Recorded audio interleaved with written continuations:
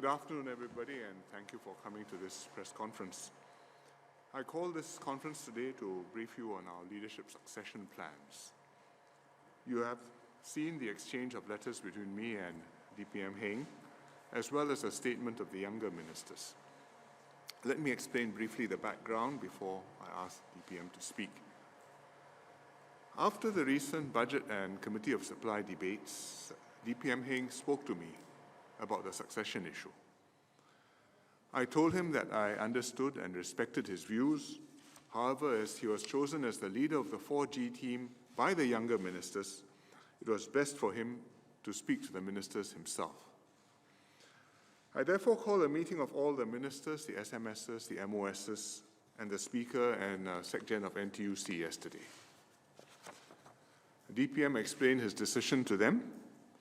I then proposed that the younger ministers caucus to decide how they would respond to DPM's decision and what they wanted to do about the succession.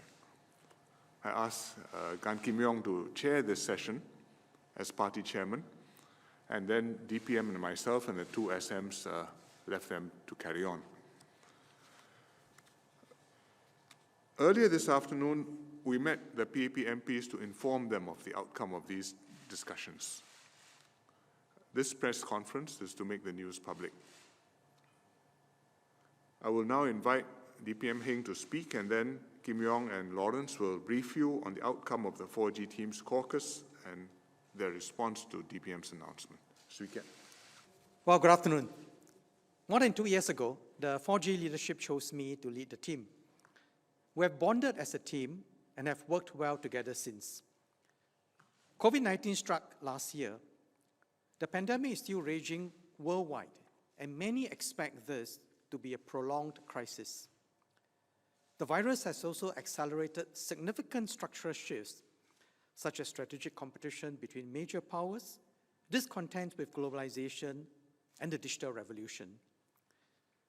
Also, we must deal with the challenges of an aging population and a desire for greater diversity in politics. Our top priority is to deal with the immediate crisis and keep our people safe. I thank PM for his commitment to stay on until the crisis is over, so that he hands over a Singapore that is in good working order to the next leader. The next Prime Minister should have a sufficiently long runway to master the demands of leading our nation, formulate and see through our longer-term strategies, and win the confidence and support of Singaporeans to build this shared future together. This year, I'm 60. I will be close to the mid-60s when the crisis is over. Now, when I also consider the ages at which our first 3 prime ministers have taken on the job, I would have too short a runway should I become the next prime minister then. We need a leader who will not only rebuild Singapore post-COVID-19, but also lead the next phase of our nation-building efforts. When I had a stroke in 2016, with the great work of my medical team and the care and encouragement of my family, friends, colleagues, and fellow Singaporeans, I recovered fully. Having worked with PM, ESM, and MM, I know that the top job imposes exceptional demands on the office holder. It is in a very different post-COVID world, the demands will be even more exacting. While I'm in good health today, it is in the best interests of the nation for someone who is younger to tackle the huge challenges ahead. After careful deliberation and discussions with my family, I've decided to step aside as leader of the 4G team so that a younger leader who will have a longer runway can take over. You know, when I stood in the election in 2011, it was not with the ambition to become the Prime Minister. In fact, I did not even ask what appointments I would get. I think PM very gracefully, appointed me as a minister, education minister straight away. But I did not ask what appointments I would get. When I grew up in a kampong, and the first time I saw the borders of Singapore was when I left Singapore for my overseas study in the UK. The first time I was on a plane, the first time that I used a fork and knife. Now, so, my life has been uplifted in significant ways.